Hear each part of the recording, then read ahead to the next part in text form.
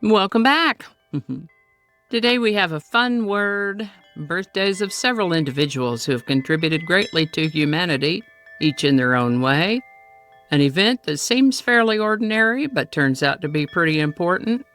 A song and a quote. So grab your favorite cuppa, settle in, and let's have a look.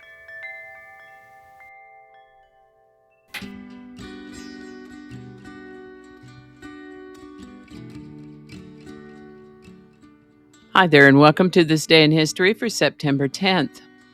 September 10th is the 253rd day of the year in the Gregorian calendar, 254th in leap years, with 112 days remaining to the end of the year. Today's word is a word that, if you've been watching me a while, you've likely heard me use, and it's skedaddle. Skedaddle is a verb that means to run away, leave hastily, take flight in a panic, betake oneself hastily to flight. Skedaddle. The exact origin of skedaddle is unknown, apparently having no connection with any word of the usual root word origin languages, nor does it appear to be a blend of any such words. The best we can find of it is that it appears to have originated as military slang, noted and popularized in newspapers in the 1860s. Skedaddle. And with that, this is the birthday of English physician Thomas Sydenham, born September 10th, 1624. Known as the English Hippocrates, he wrote a medical book that became the standard textbook of medicine for 2 centuries. He also discovered a disease known as Sydenham's chorea, also known as St. Vitus dance, which was later discovered to be a neurological after effect of scarlet fever, which is caused by a strep infection. Sydenham's chorea is rarely seen these days because children are usually treated with antibiotics before strep throat can turn into scarlet fever, before it turns into Sydenham's chorea. Thomas Sydenham, good guy. He lived to the age of 65. This is the birthday of Isaac Funk, born September 10th, 1839. He was the co-founder of Funk and Wagnall's publishing company. They typically publish reference works such as the Standard Dictionary of the English Language and the Funk and Wagnall Standard Encyclopedia in 25 volumes. That's what we used to use before the internet, before we had Wikipedia.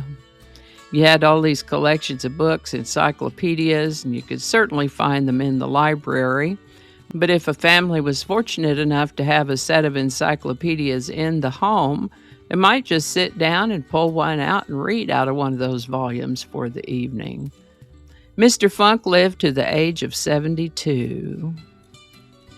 Now, we've mentioned Elias Howe before. He was granted a patent for the sewing machine on September 10th, 1846.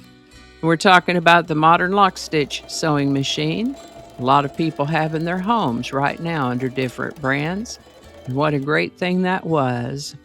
Before sewing machines, the lady of the house was likely to spend several days each month mending clothes. Even if she could afford to hire a seamstress, it was still a huge time-consuming task keeping the household's clothing in good repair. And you might think, as I did at first, well, gee, what was wrong with their clothes that they needed so much mending? I would answer that question with a question. Have you ever hand-sewn anything? If so, you know how fragile those seams might be. One little piece of thread going back and forth through the fabric to hold it together.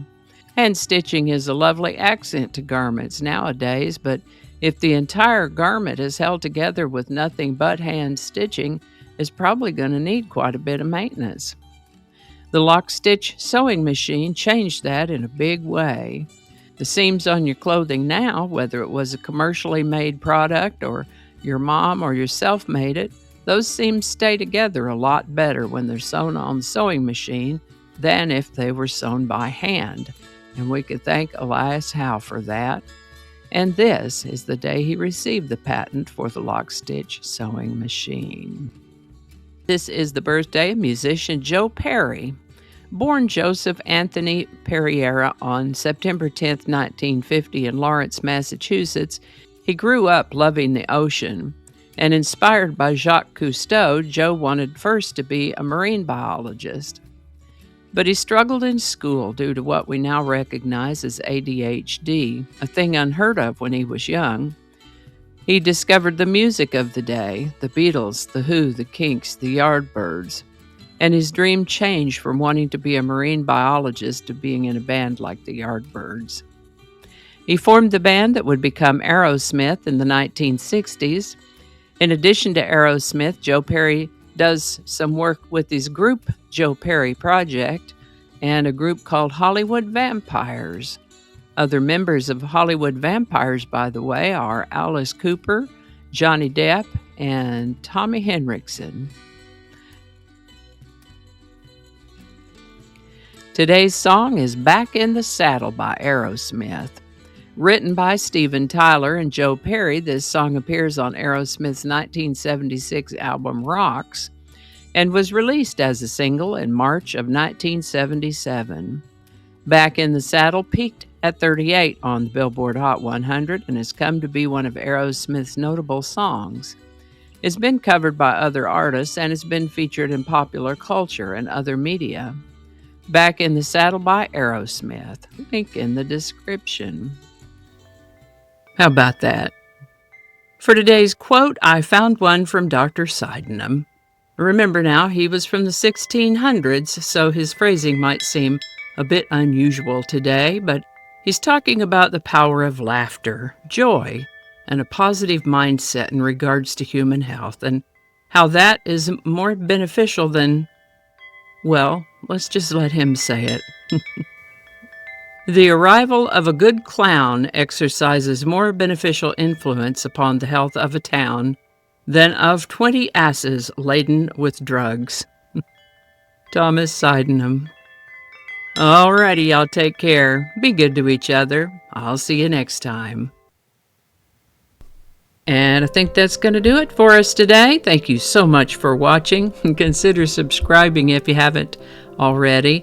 Feel free to share this video with a link in your email, messaging, or social media. If you enjoy this series, you can check out the playlists in the description.